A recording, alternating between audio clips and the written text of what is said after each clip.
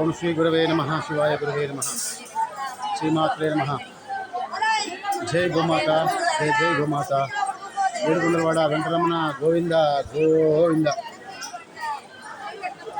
గౌరవనీయులు ఆంధ్రప్రదేశ్ ముఖ్యమంత్రి వర్యులు నారా చంద్రబాబు నాయుడు గారికి, ఉప ముఖ్యమంత్రి వర్యులు పవన్ కళ్యాణ్ గారికి, టీటీడీ బోర్డు వారికి నమస్కరిస్తూ, అయ్యా ఈ కలియుగ వరదుడు శ్రీ వెంకటేశ్వర స్వామి దేవాలయంలో ఇంత ఇళ్ల కాలం కూడా ఇంతమందికి వసతి కల్పిస్తున్నందుకు ధన్యవాదాలు.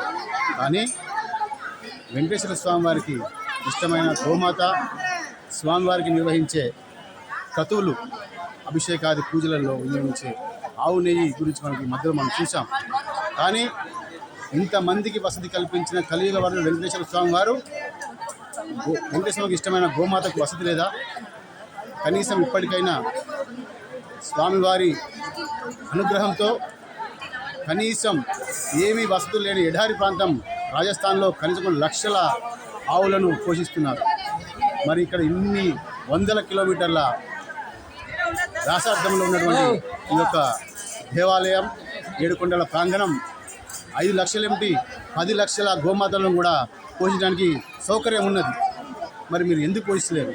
వీటిపైన ఒక్కసారి దృష్టి కేంద్రీకరించి ఈ యొక్క మహత్తర కార్యక్రమంలో ముందుకు సాగి గోశాలను ఏర్పాటు చేసే విధంగా వెంకటేశ్వర మీకు జ్ఞానాన్ని ప్రసాదించాలని, ఆ వెంకటేశ్వర అనుగ్రహం మీకు కలిగి ముందుకు సాగాలని తెలియపరుస్తున్నాను, విజ్ఞప్తి చేస్తున్నాను.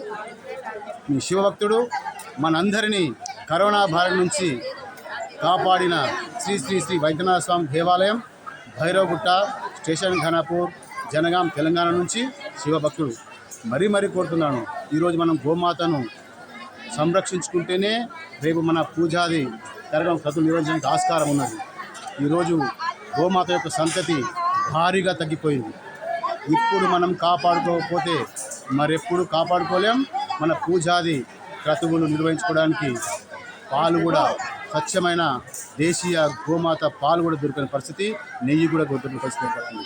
దయచేసి మరొక్కసారి మీ అందరికీ విజ్ఞప్తి చేస్తున్నాను, ఈ కార్యక్రమంలో నిర్వహించి మీ యొక్క పాలనలో ఇది సాధ్యపడుతుందనే ఒక సదుద్దేశంతో తెలియపరుస్తున్నాను. జై గోమాత, జై జై గోమాత, వందే గోమాతరం.